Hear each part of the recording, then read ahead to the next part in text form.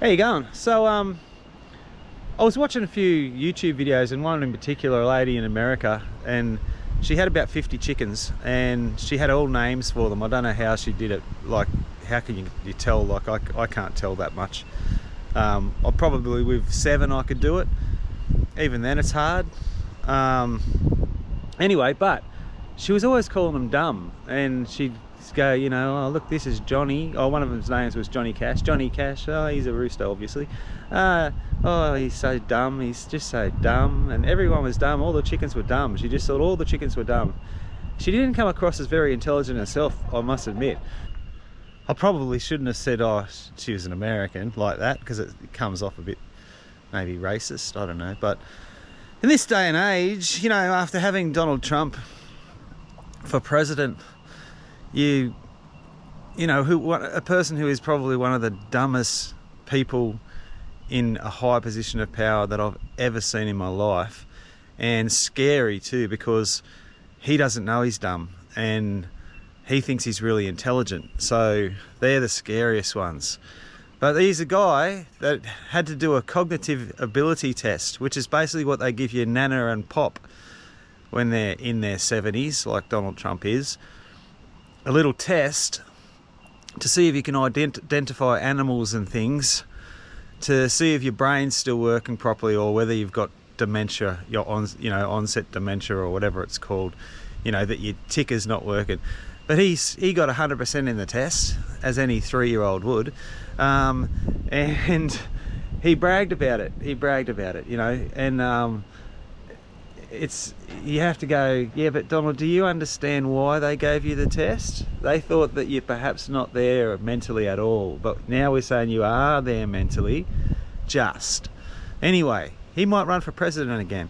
But we've come to realise, the rest of the world, that 50% of Americans are very, very intelligent, and there's a lot of, you know, tech billionaires and all sorts of people, really intelligent people. You know, they've been pretending to go to space for many, many years now. They're very successful at that, at going up into the higher atmosphere of the Earth. One day they'll go to space. Again, if they went there once in 1969. Anyway, so but we've discovered that 50% of them are probably a little bit how you going, you know, on the intelligent factor. But anyway, I shouldn't be discussing that sort of stuff. I get all sorts of nasty comments, and anyway, it's just my observation. I'm entitled to my opinions. But I thought, my chickens, I think that they're intelligent. Like, and I'll give you an example. I've just moved this coop. Now, the Australorps are at the front now, where they get the sun, so that's better for them. I had it the other way around before, and there was always sun in the front half of the coop, but that's where the Plymouth Rocks were, and they're never in the coop. They're free ranging, right? So I spun it around the other way. Now, what I did was I've moved the netting again, but the netting was down this way. So I just left the chickens in the netting, closed it up, and I moved that coop over there, but I spun it around 180 degrees, right? So now they're at the front, the Australorps are at the front in the sun, and the Plymouth Rocks are in the back. Now, before I could even, what I was going to do then is grab the chickens, catch them, and put them in the cage, while I'll move the netting, right? But the Australorps, not the Australorps, the Plymouth Rocks, while I was trying to catch the other chickens, they've walked around here and they've just jumped straight in there, because they know that's their end. And yet I thought they'd be disorientated, but no, they know. Hey, what's he done? Our door's not there, our door's on the other end. They go around. I think they just go inside, have a look around, and go, yeah, this is our end now. But he's spun it around 180 degrees. Oh, that's all right, fair enough. And when I moved the coop, like from 100 meters away, I thought, I'll have to go round them up tonight. They'll be over there looking for their coop. But no, they just find it, no worries. You've moved it, cool, we'll find it. It's not there, we better go for a walk and find out where it is. So I think they're quite intelligent. The Plymouth Rocks are getting much more friendlier. Like, they just want to come and have a look at everything I do now. They're not like the The other two I had, they were much better, but still they're getting really curious. Like, they want to come in the caravan now. I can't leave the door open anymore because they'll be in there.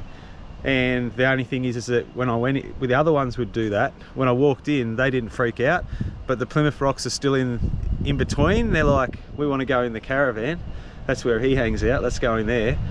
But then when I walk in they go, oh shit, and want to run around and whatever, you know. So but I've picked them up a couple of times, cornered them to pick them up, whereas the other two that I had, the Isa Browns or whatever they were, Rhode Island Reds, I could just put my hand over the top of them and they'd stay still, and then you could pick them up. And I found out what that was actually. Well, I could put my hand above the chicken and the chicken would cower down, squat, and the lady next door said she seen me do that. She said that's when they want to get picked up. And I was like, okay, I'll pick them up. But then after that, what I used to do was just, when they squatted, I'd just give them a bit of a rub on the back. And they seemed to really like it, because they'd sort of, I don't know, they just seemed to enjoy it. And then when I let go, they'd hop up and fluff themselves off. Well, guess what? I was the rooster.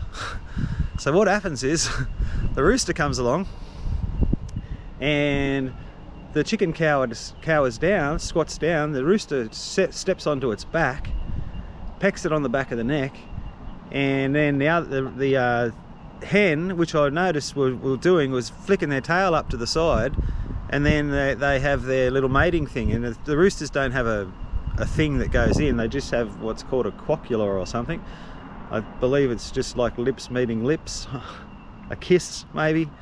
And so basically I was the rooster, but I was getting plenty of eggs, so I've got to try and do it to the Plymouth Rock hen that I've got and see if I can get some eggs out of her, because she's about due for that. 16 weeks old, that's about when they start. Now, magpies, apparently they're not so smart. This one doesn't know how to get out. What are you doing in there, Maggie? Come here, open the door for you. Come on, come on. Hey, get out of there. What are you doing in there? Now, the chickens know that someone's just been in their cage, because they've heard that bird. They were over the other side of the yard. They've come running, come to look at what's going on. Something's going on over there. We better come and have a look.